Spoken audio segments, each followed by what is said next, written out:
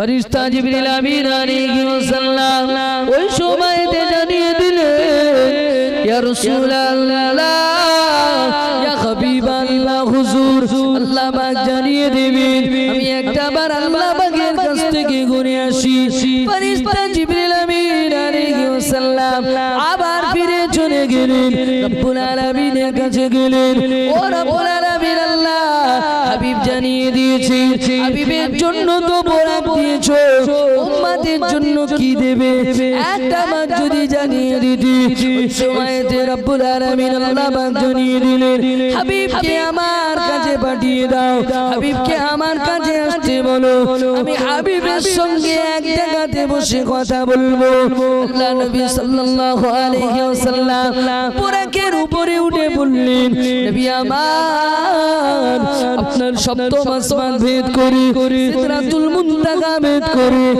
আরশে আজিমে চলে গেলেন আল্লাহ পাকের কাছে চলে গেলেন আল্লাহ পাকের সাথে দিদার করলেন আল্লাহ পাকের সাথে কথোপকথন করলেন আল্লাহ পাকের সাথে কথাবার্তা বললেন ও সোনার মানে কান্না করে শুনে রেখে দেন 25 থেকে 27 বছর আল্লাহর সাথে কথাবার্তা বললেন কথোপকথন করলেন আল্লাহ পাক যেদিনে হাবিব 25 থেকে 27 বছর পর আল্লাহ পাকের আরশে আজিমটা ছেড়ে দিয়ে চলে আসবেন ওই সময়তে আল্লাহ নবী ওই সময়তে আরশে আজিমের পায়টা ধরে কান্নাকাটি করে আল্লাহ পাক জানিয়ে দিলেন ও আমার হাবিব কি ব্যাপার কি হয়েছে তোমার আরশে আজিমের পায়টা ধরে কেন কান্নাকাটি করো সময়তে হাবিব জানিয়ে দিলেন ও রব্বুল আলামিন আল্লাহ আজকে তো আমি আপনার সাথে সাক্ষাৎ করতে এসেছি আপনি আমার জন্য বোরাক পাঠিয়েছিলেন কিন্তু আমার উম্মত বড় গুনাহগার হবে আমার উম্মত বড় খাতাকার হবে আমার উম্মত বড় সিয়াকার হবে তারা আপনার সঙ্গে কিভাবে সাক্ষাৎ করবে এই মাধ্যমটা যদি আপনি জানিয়ে দেন আমি নবী বড় খুশি হয়ে যাব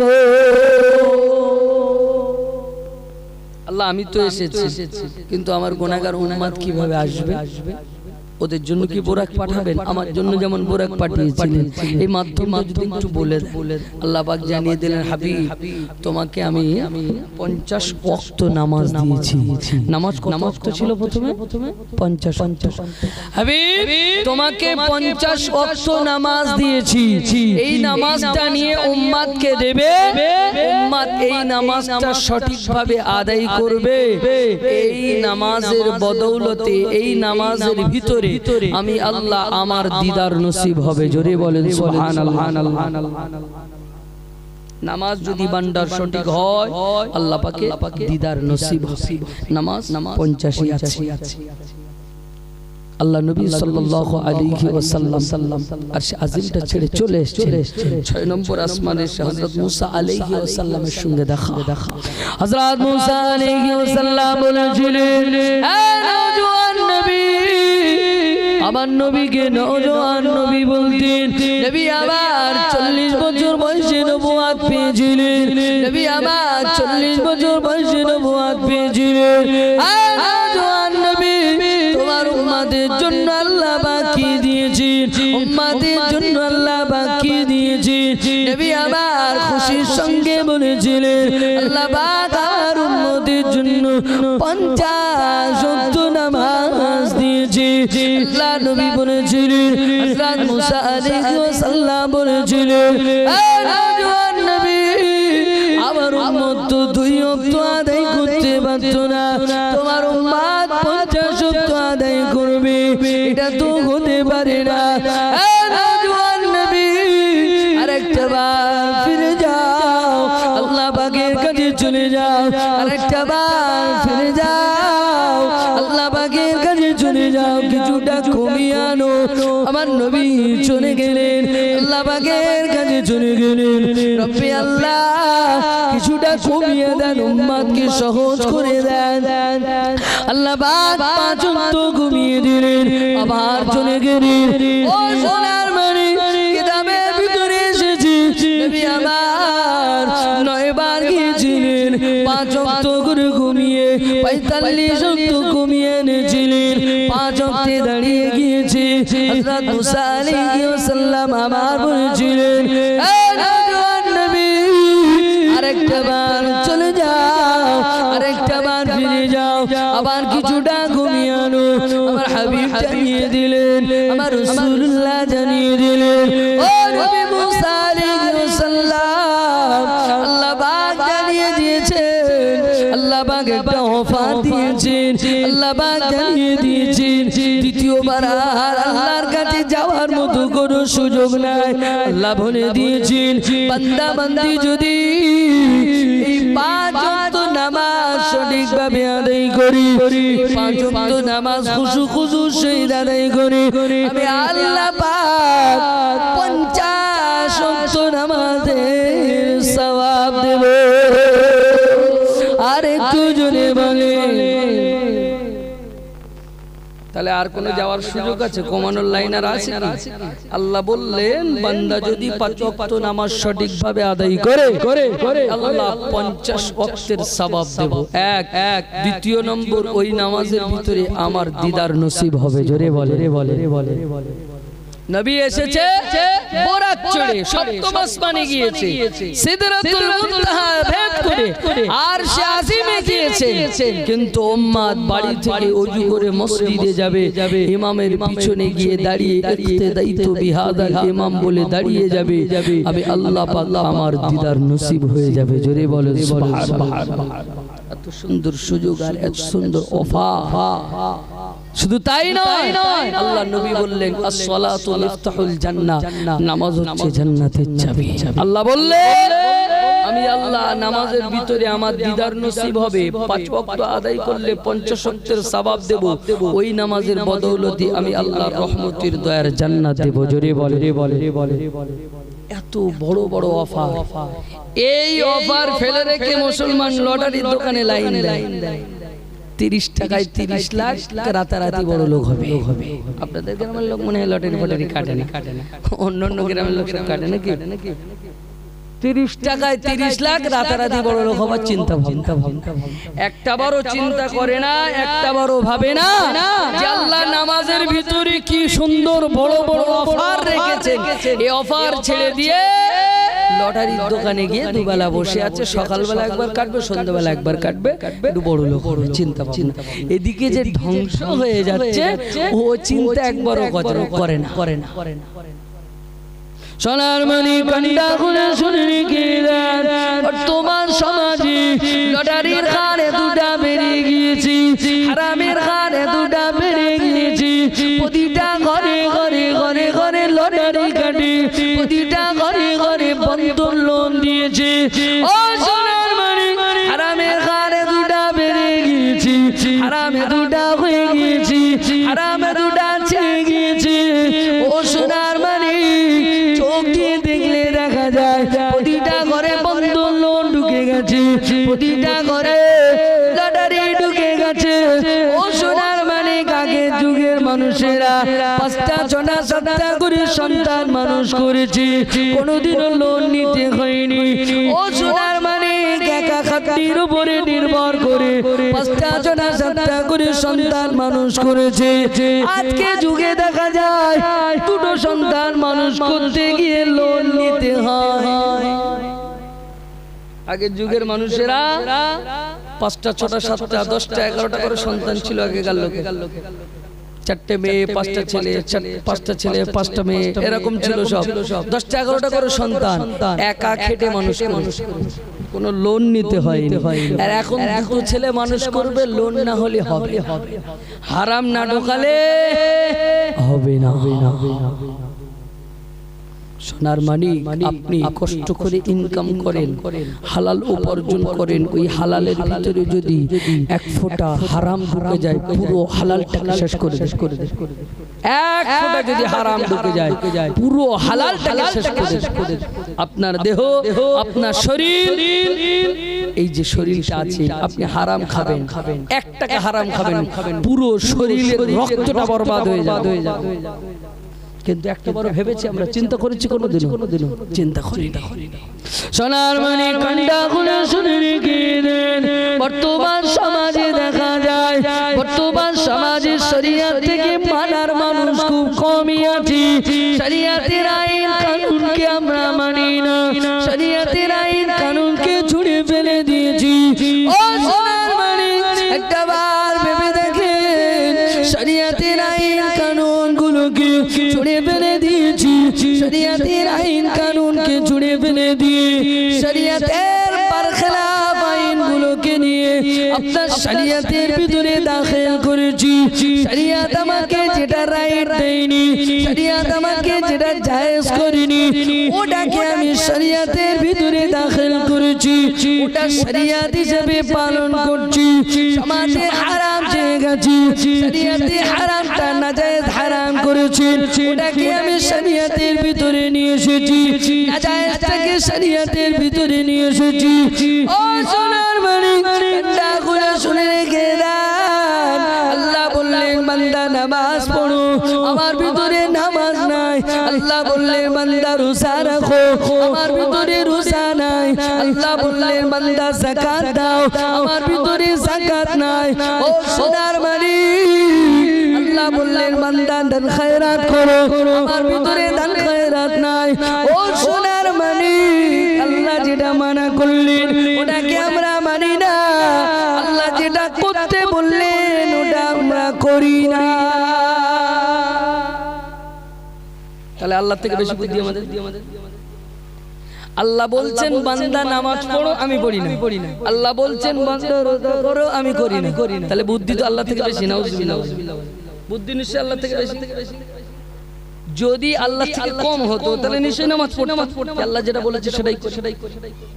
আল্লাহ নামাজ পড়তে বলেছে নামাজ পড়ি, রোজা করতে বলেছে রোজা করি, আমরা করি না। নিশ্চয়ই নিশ্চয় কিছু ভাবি যে করে কি হবে, যে শরিয়তের বরখলাফ কাজগুলোকে শরিয়তের ভিতরে ঢুকিয়ে দিয়েছি, শরিয়তের বেআইনি কাজগুলোকে শরিয়তের ভিতরে ঢুকিয়ে দিয়েছি, আর শরিয়তের কাজগুলোকে ছুঁড়ে ফেলে দিয়েছি।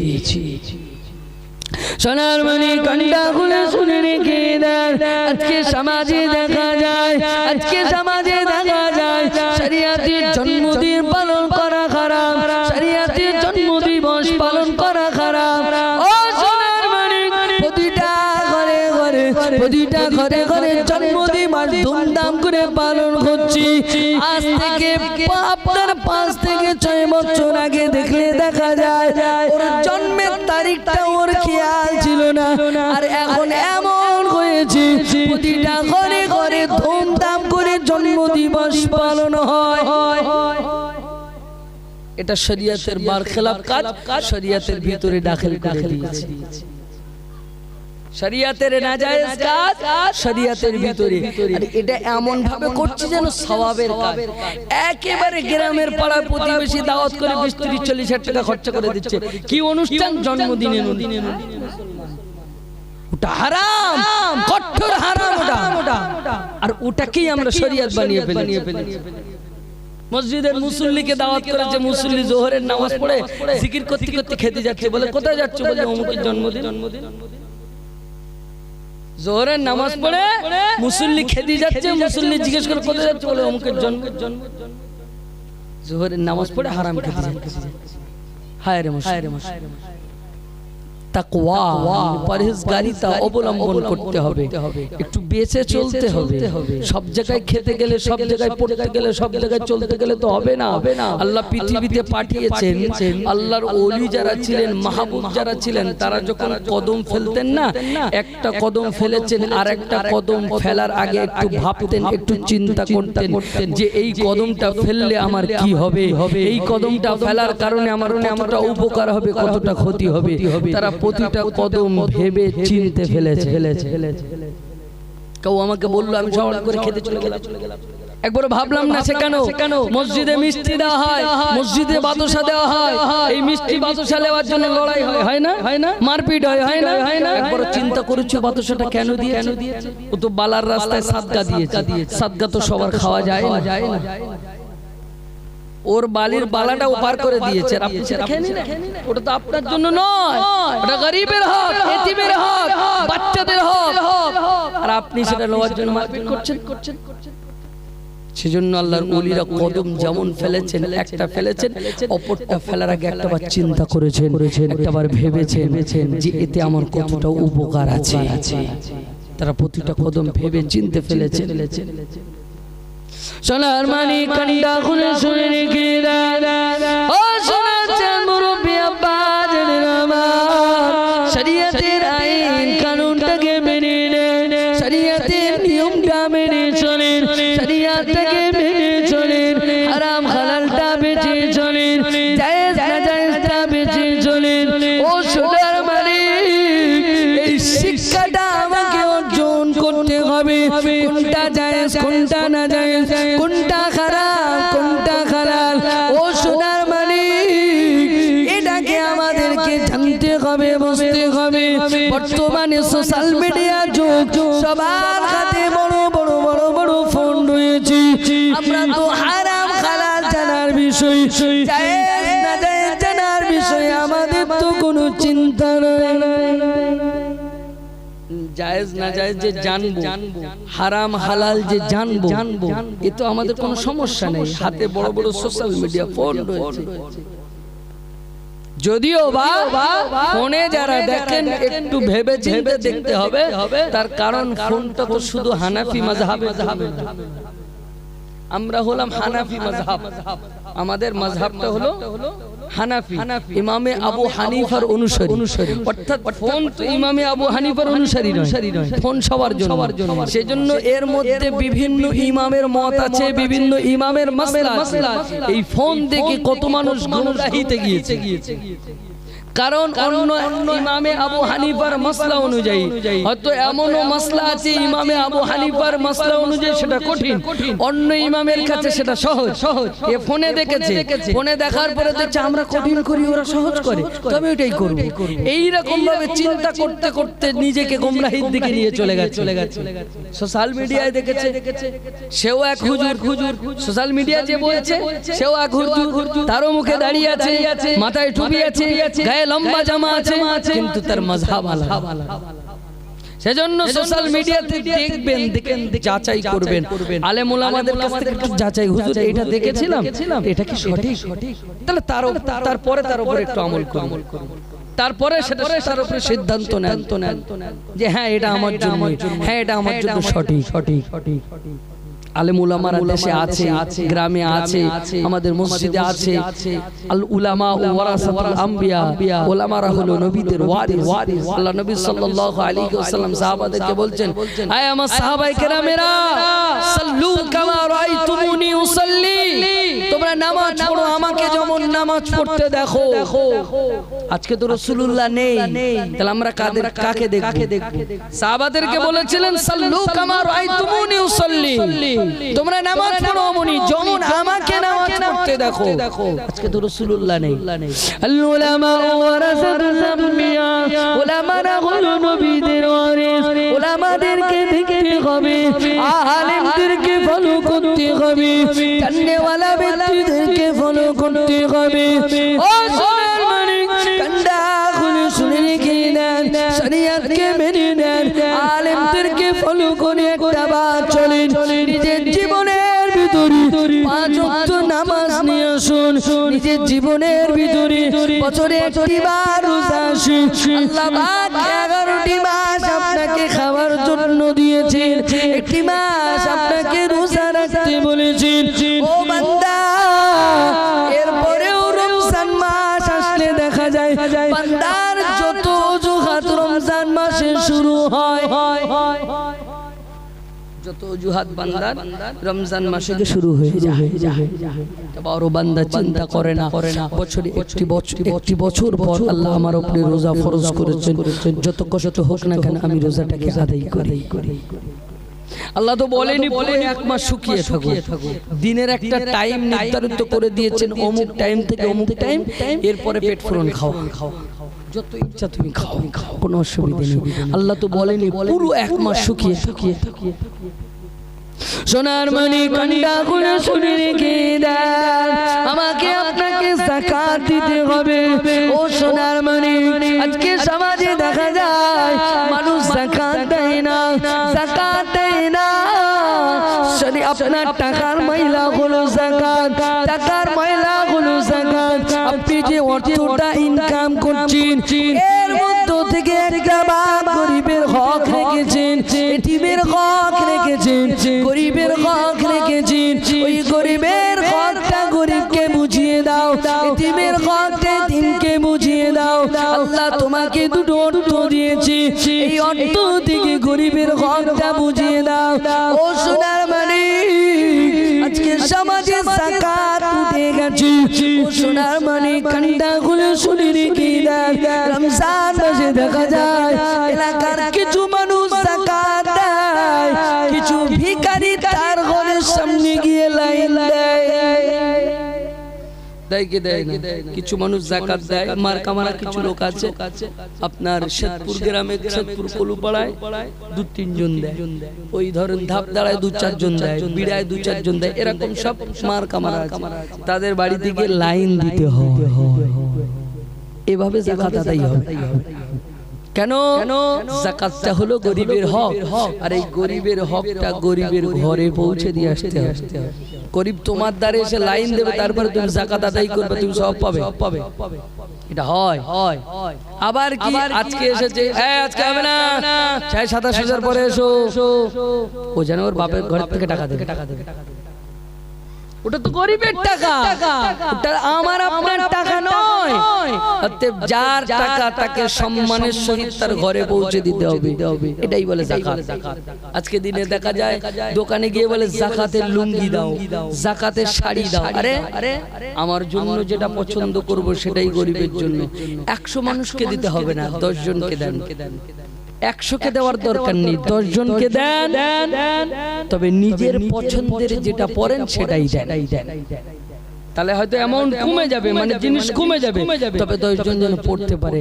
বর্তমান সমাজে দেখবেন যারা এই যাকাতের লুঙ্গি, যাকাতের শাড়ি তোলে না, এরা নিয়ে কেউ পড়ে না, এরা আবার ফের দোকানে রিটার্ন করে। তাহলে আপনার দিয়ে আপনার যাকাত আদায় হলো কি? ওর তো আবার দোকানে ফেরত চলে যায়। সোনার মানিক, কান্ডা খুলে শুনে রেখে দেন, বলার উদ্দেশ্য আমার, আল্লাহ পাক পৃথিবীর জমিনে আমাকে আপনাকে বানিয়েছেন, ইসলাম নামক একটা সম্পদ দিয়েছেন, ইসলাম নামক একটা ধর্ম আমরা পেয়েছি। ও সোনার মানিক, এই ইসলাম নামক ধর্মটা 5টা স্তম্ভের উপরে দাঁড়িয়েছে, নামাজ, রোজা, হজ, যাকাত, কালমা। ও সোনার মানিক, এই 5টা স্তম্ভের উপরে দাঁড়িয়েছে। এই 5টা স্তম্ভকে আমাদেরকে শক্ত করতে হবে। প্রথম নম্বরে হলো ঈমান। এই ঈমান আমাদের ভিতরে বিশ্বাস স্থাপন করতে হবে। লা ইলাহা ইল্লাল্লাহু মুহাম্মাদুর রাসূলুল্লাহ, এই কোন মাবুদ আল্লাহ ছাড়া, মুহাম্মাদুর রাসূলুল্লাহ সাল্লাল্লাহু আলাইহি ওয়াসাল্লাম তানার পাঠানো রাসূল। ও সোনার মানিক, এটাকে অন্তর থেকে বিশ্বাস করতে হবে। কালেমা তো অনেকেই পড়ে, কালেমা পড়লে ইমানদার হওয়া যায় না, বিশ্বাস অন্তর থেকে করতে হবে। বাংলার মুখ্যমন্ত্রী প্রতি সপ্তাহে কালেমা পড়ে, তাই বলে কি সে মুসলমান নাকি? ও সোনার মানে রাজনীতির নেতারা দেখবেন স্টেজে ওঠার সঙ্গে সঙ্গে একবার করে কালেমা পড়ে নেয়। মুসলমান পাড়ায় ভোট চাইতে গিয়ে কালেমা পড়ে, তাই বলে সে কি মুসলমান হয়ে গেছে? না না না, মুসলমান হতে গেলে লা ইলাহা ইল্লাল্লাহু মুহাম্মাদুর রাসূলুল্লাহ, এই কথাটার উপরে বিশ্বাস আনতে হবে, এই কথাটার উপরে বিশ্বাস স্থাপন করতে হবে। ও সোনার মানিক, এক আল্লাহ আমাকে পৃথিবীর জমিনে পাঠিয়েছেন, নেই কোনো মাবুদ আল্লাহ ছাড়া, মুহাম্মাদুর রাসূলুল্লাহ তানার পাঠানো রাসূল। এটা আমাদের বিশ্বাস করতে হবে মুহাম্মাদুর রাসূলুল্লাহ সাল্লাল্লাহু আলাইহি ওয়াসাল্লাম যে তার পাঠানো রাসূল আর নেই কোনো মাবুদ আল্লাহ ছাড়া। এই সামান্য কথাটার বিশ্বাসের নামই হলো ঈমান। হয়তো লা ইলাহা ইল্লাল্লাহ মুহাম্মাদুর রাসূলুল্লাহ এই কালেমাটাকে আমরা হয়তো হালকা একদম সামান্য হালকা, কিন্তু নয় গোটা পৃথিবী যদি এক পাল্লায় রাখা হয়, গোটা আসমান আর জমিন যদি এক পাল্লায় রাখা হয়, আর লা ইলাহা ইল্লাল্লাহ মুহাম্মাদুর রাসূলুল্লাহ সাল্লাল্লাহু আলাইহি ওয়াসাল্লামকে যদি এক পাল্লায় রাখা হয়, এই লা ইলাহা ইল্লাল্লাহ মুহাম্মাদুর রাসূলুল্লাহ সাল্লাল্লাহু আলাইহি ওয়াসাল্লামের পাল্লাটা ভারী হবে। জোরে বলেন সুবহানাল্লাহ। এই পাল্লাটাই ভারী হবে। সোনার মণি কান্ডা গুলি শুনে রেখে দেন, সেই জন্য ঈমান আমাদের বিশ্বাস স্থাপন করতে হবে। ও সোনার মণি, এরপরে হলো নামাজটাকে সঠিকভাবে আদায় করতে হবে। আকিমুস সালাত, তোমরা নামাজ কায়েম করো। আতুজ যাকাত, তোমরা যাকাত দাও। ও সোনার মণি, হজ করতে হবে হজ। ও সোনার মণি, আজকে সমাজে দেখা যায় আল্লাহ পাক যাদের অর্থ দিয়েছেন, আল্লাহ পাক যাদের টাকা দিয়েছেন, এরা হজ করে না। বিঘের পর বিঘে জমি কিনে রেখেছে, গাড়ির পর গাড়ি বাড়িয়ে দিয়েছে। আপনার বাড়ির পর বাড়ি করছে, জমির পর জমি কিনছে, কিন্তু হজ করতে যায় না, কিন্তু হজ পাকে যায় না। ও সোনার মণি, আল্লাহ যদি আপনাকে টাকা দেয়, আপনাকে চিন্তা করতে হবে সর্বপ্রথম একবার পশ্চিম দেশ থেকে ঘুরে আসি, রাসূলুল্লাহর মাজারে এক রাস্তা দেখে আসি। একবার যদি সবুজ গম্বুজের সামনে, একবার যদি সবুজ গম্বুজের সামনে দাঁড়িয়ে যায়, গোটা পৃথিবীটাকে ভুলে যাব।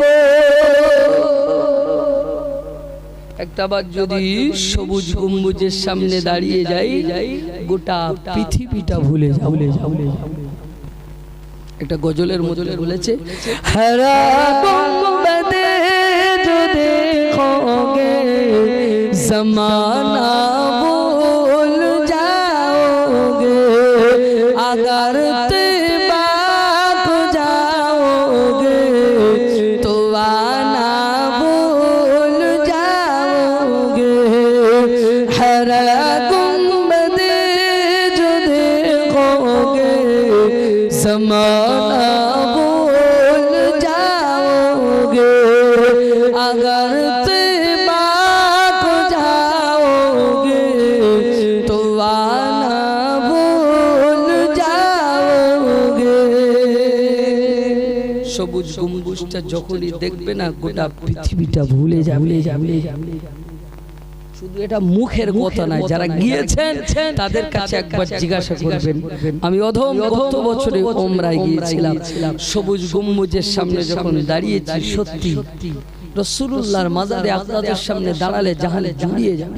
কোথায় আমি এসেছি, কার দরবারে এসেছি, গোটা পৃথিবীটা আপনি ভুলে যান। গোটা পৃথিবীটা আপনি ভুলে যান। সেজন্য আল্লাহ পাক যাদেরকে অর্থ দিয়েছেন, হজ করতে হবে। অনেক মানুষের অর্থ আছে, জমির পর জমি বাড়িয়ে দিচ্ছে, তালার পর তালা বাড়াচ্ছে, গাড়ির পর গাড়ি বাড়াচ্ছে, কিন্তু একটা বড় চিন্তা করে না, একটা বড় চিন্তা করে না একটু পশ্চিম দেশে যাব। একটা মানুষের, একটা লোকের 4টে ছেলে, আল্লাহ বহুত অর্থ দিয়েছে, লোকটা বহুত কষ্ট করে 4টে ছেলে মানুষ করেছে। তখন আল্লাহ অত অর্থ দেয়নি, তো 4টে ছেলের আল্লাহ বহুত অর্থ দিয়েছে। এখন এই 4জন ছেলেকে গ্রামের মানুষ, পাড়ার মানুষ সব সময় বলে, তোদের তো আল্লাহ অর্থ দিয়েছে, তোর বাপের বয়স হয়ে গেছে, বাপটাকে হজে পাঠা। তো মানুষ সব সময় বলে, শুনে শুনে আর ভালো লাগে না। এরপরে কাগজপত্র সব ঠিক করেছে, একটু আব্বাকে আব্বা তো সেই মেটো খেটো মানুষ, মাঠে কাজ করা লোক, এখনো সেই চাষবাসটাই ধরে আছে। ছেলেরা সব চাকরি বাকরি করে, কিন্তু বাপ সেই চাষবাসটাই ধরে আছে। এখন কাগজপত্র সব সব ঠিক করেছে, পাসপোর্ট রেডি হয়ে গেছে, হজ পাকে যেতে হবে। আব্বাকে বলছে আব্বা তোমাকে হজ পাকে যেতে হবে। বলছে দূর পাগলা, আমি হজে যাবো, এই মাঠের চাষবাস গুলো সব কি হবে, তোরা দেখবি তো নাকি? বলছে আমরাও সব খেয়াল রাখবো, তোমার চিন্তা করতে হবে, তুমি যাও। মানে যাকে পাঠাচ্ছে তার কিন্তু কোনো নিয়ত নেই, জোর করে পাঠানো হচ্ছে। টাকা আছে, আল্লাহ টাকা দিয়েছে, জোর করে ঠেলে ঠেলে পাঠানো হচ্ছে। প্লেনে তুলে দিয়ে আসলো, কোন রকম প্লেনে উঠে ওপারে গিয়ে নেমেছে, ওপারে গিয়ে নেমে কোন রকম একটা ফোন জোগাড় করে বাড়ি ফোন করছে, হারা করছি যে মাঠে গিয়েছিলি, সব ঠিকঠাক আছে, সব এলেবে। এখনো কাবা শরীফ চোখে দেখিনি, এখনো মদিনা শরীফ চোখে দেখিনি, সবে লেবে হোটেলে গিয়েছে। ও চিন্তাধারা চলেছে সেই মাঠে। কোন রকম 40 থেকে 45 দিন দম বন্ধ করে কাটিয়েছে, বাড়িতে ফিরে এসেছে। বাড়িতে ফেরার পরে ছেলেগুলো বাড়িতে এনেছে, বাড়িতে এনে চাষি মানুষ হলে যা হয়, বাড়িতে আসার পরে ওর মন টেকে না, মাঠে কি অবস্থা হচ্ছে, ছুটে চলে গেছে। মাঠে গিয়ে দেখছি এরা তো সব চাকরিজীবী মানুষ, এরা কোনোদিন এই 40-45 দিনের ভিতরে একবারও গিয়ে দেখেনি মাঠে কি হচ্ছে। গিয়ে দেখছে জমিতে যা সবজি, যা গাছপালা যা ছিল সব শুকিয়ে গেছে, পানি দেয়নি, সার দেয়নি, কিছু দেয়নি, তো সব শুকিয়ে গেছে, সব মারা গেছে। বাড়ি এসে ইংরেজি শুরু করেছে, এ টু জেড যা জানে সব বলে দিয়েছে। এখন 4টে ছেলে গিয়ে পায়ে হাতে পড়ছে, আব্বা 5 থেকে 6 লাখ টাকা খরচা করে তোমার হজে পাঠালাম, সারা গ্রামের লোক খাইয়েছি, এত টাকা খরচা করার পরে তোমাকে হজ পাকে পাঠিয়েছি। আব্বা তুমি এই ইংরেজিটা বন্ধ করো, তুমি ঘরের ভিতরে যাও, আমরা দেখছি মাঠে কি অবস্থা হয়ে আছে, আমরা দেখছি, তুমি ঘরের ভিতরে গিয়ে ইবাদত করো। এখন 40 থেকে 41 দিন তোমার দোয়া কবুল হবে। তুমি ঘরের ভিতরে যাও, শুধু খাও দাও আর ইবাদত করো, মাঠে কি হচ্ছে আমরা দেখছি। চলে গেল ঘরের ভিতরে, রাতের অন্ধকারে। যে চাষি মানুষ তার ঘুম হবে না, চাষ যদি ক্ষতি হয় চাষির ঘুম হবে না। রাতের অন্ধকারে আবার উঠে মাঠে চলে গেছে। মাঠে গিয়ে দেখছে পাশের যে জমিটায়, পাশের জমিতে পানি লোড আছে, কিন্তু আমার জমিতে পানি নেই। এটা হয় বুড়ো ওই গুড়মুড়ো দিয়ে মেরে পাশের জমির আল কেটে পানি সব এই জমিতে নিয়ে পানি বন্ধ হয়ে গেছে, আল বন্ধ করে দিয়ে বাড়ি চলে এসেছে। সকালবেলা বড় ছেলেটা ভাবছে আব্বা তো কাল রাগারাগি করছিল, একটু মাঠের দিকে যাই, কি অবস্থা দেখে আসি, একটু মাঠের দিকে গিয়ে কি অবস্থা দেখে আসি। বড় ছেলেটা মাঠে চলে গেল। মাঠে যাওয়ার পরে দেখতে পেলে আব্বা তো বলছিল জমিতে পানি নাই, কিন্তু জমিতে পানি লোড হয়ে আছে। কি ব্যাপার, পানি কোথা থেকে আসলো, কে দিয়েছে পানি? ওই সময়তে বাড়িতে ফিরে আসলেন আব্বা।